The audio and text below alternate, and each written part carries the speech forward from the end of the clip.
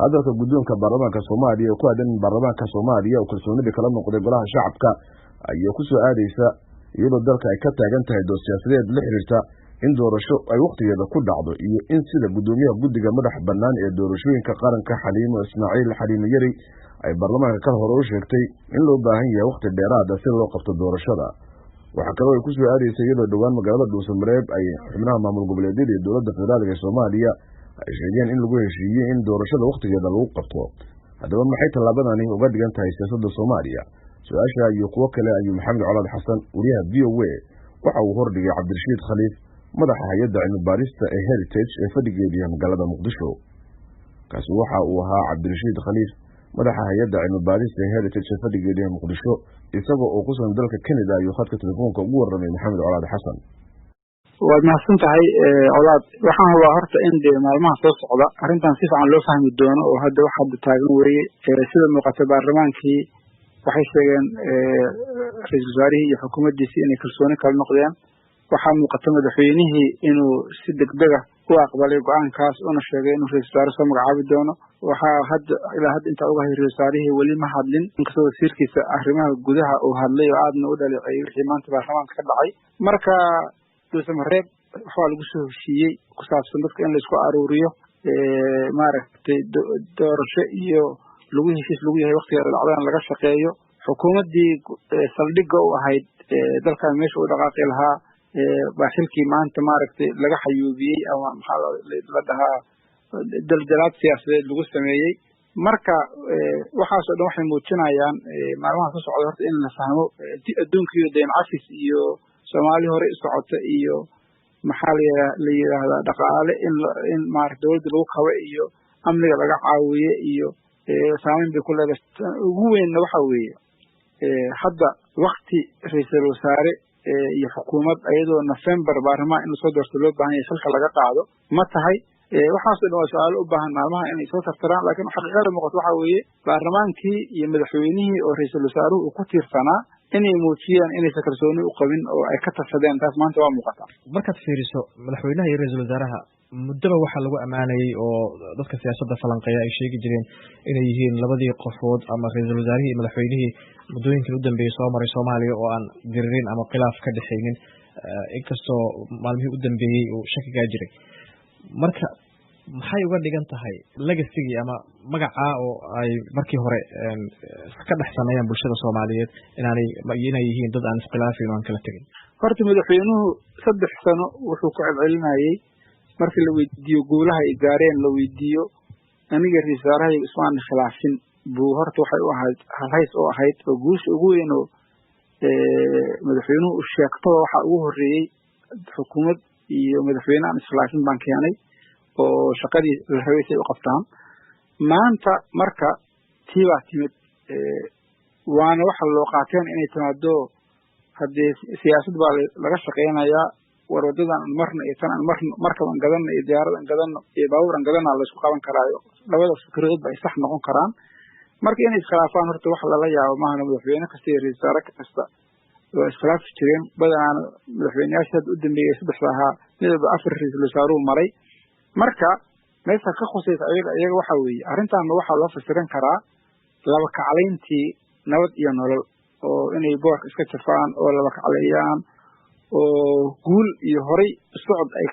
ka dhacdo wixii maanta ka dhacay baarlamaanka, mise waa the beginning of the end waxa lagu dhaho Ingiriiska. hoobadkoodii iyo maaragtay kala yaacoodii miyaa bilowday oo maanta bilowday mise laba kaclayn baa bilaabatay. iyadana maalmaha soo socda la ogaan doonaa. hadda anigu ma rabo inaan meel dhinac saaro, laakiin waxaan rabaa inaan xasuusiyo waqtigii xukuumaddan iyo baarlamaankan waxaa ka haray bilo. hadda ka hor anigu Nairobi baan joogay 2004 markii Cabdiqaasim uu xilka ka qaaday Xasan Abshir Allahu naxariiste oo Maxamed Cabdi Yuusuf ra'iisul wasaaraha ka dhigay. ra'iisul wasaarahaas dawladdiisii ma tisqaadin. markii waana la ogaa 2009 markii Cabdullaahi Yuusuf Allahu naxariiste uu xilka ka qaaday Nuur Cadde oo Maxamed Maxamuud Guuleed gacmo dheer u magacaabay. marka ra'iisul wasaaraha iyadoo 4 bilood ka hartay xukuumadda la soo magacaabo oo madaxweynuhuna bil inuu ku soo magacaabo rabo baarlamaanka bil inuu ku ansixiyaan rabo ma kuwaas kale noqon doonaa maxaa la yiraahdaa 2 sano dawlad lagu heshiis yahay oo garaan bargain intii la galo oo la heshiiyo oo 2 sano iyo bar 2 sano dawlad la dhiso oo baarlamaankan iyo raggii ku shiray Dhuusamareeb iyo gobolada xukuumay iyo madaxweynaha iyo mucaaradka intii heshiiyaan ma dawlad midnimo qaran baa dhisi doonaa oo horey baa loo socon doonaa marka runtii madaxweynaha un hadda oo maanta maadaama uu inay ra'iisul xilka laga qaado inuu raali ka yahay horey ka cadeeyay ra'iisul soo magacaabaya yiri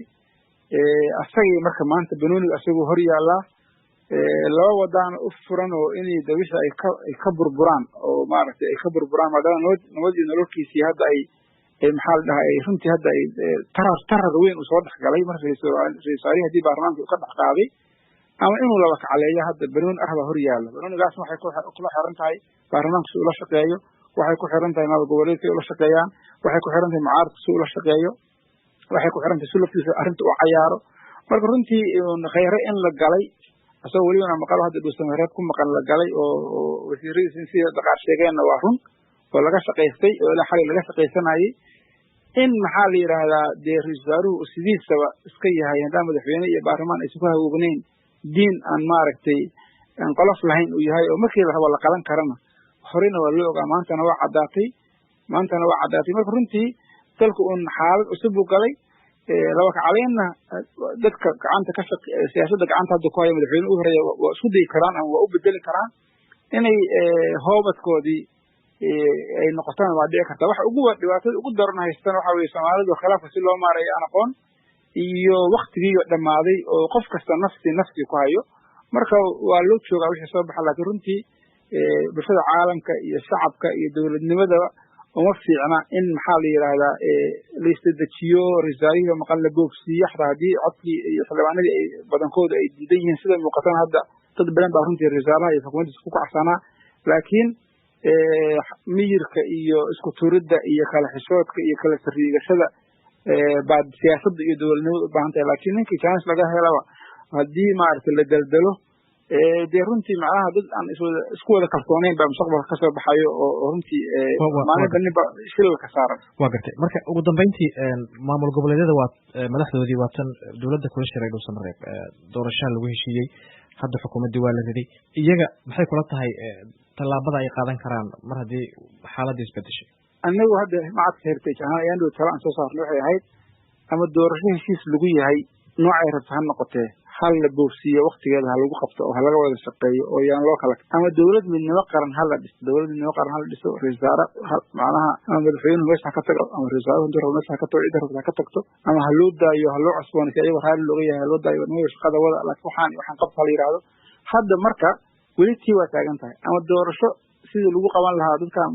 ra'iisul meesha ka saaray iyo madaxweynaha yiri ra'iisul soo magacaabaya laga rabaa doorasho waqtigeeda ku dhacdo oo November dhacdo inay ka shaqeeyaan ama ayaga laga rabaa in dawlad midnimo qaran ay keenaan oo waqti macquul ah la siiyo oo extension la isla ogol yahay la qaato si shaqadii doorasho lagu qaban lahaa oo hadda aad iyo aad si weyn maanta ay u gaartay looga wada shaqeeyo dalkaana dadka leh waxay ku heshiiyaan isha kuwa talada gacanta ku haya shanta maamul goboleed nimanka siyaasadka iyo madaxweynaha iyo baarlamaanka iyo siyaasiyiinta waaweyn oo saameynta leh haddii ku heshiiyaan 3 sano dawladda hala siiyo